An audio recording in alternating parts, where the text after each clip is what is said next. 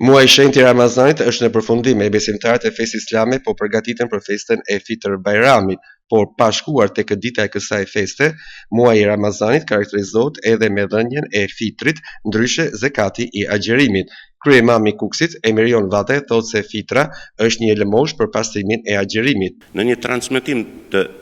Ibn Abbasit, thuhet se profeti alayhis salam ja ka bërë besimtarëve obligim fitrën në mënyrë që të pastrojnë agjerimin e tyre nga veprat dhe fjalët e papëlqyeshme dhe t'i siguroj ushimin të varfërve. Fitra është një lëmosh e cila duhet të dhënë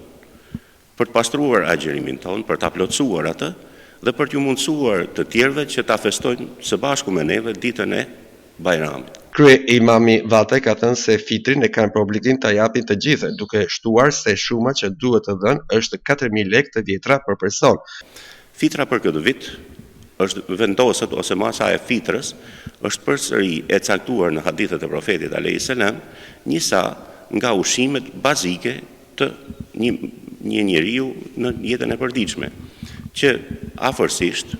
sipas llogarive të atyre që e dinë këtë pjesë dhe në rastin tonë konkret komunitetit musliman i Shqipërisë, për këtë vit është 4.000 lekë të vjetra për person, sepse fitra është një sadaka e çdo frymori, për çdo njeri i cili ka lindur para ditës së Bajramit dhe çdo njeri që është në jetë deri ditën e Bajramit. Koha e dhënies së zakatit është i tër viti, por pasi që muaji i Ramazanit është muaji më i vlefshëm i tër vitit, atëherë mirë është që të jepet gjatë këtij muaji.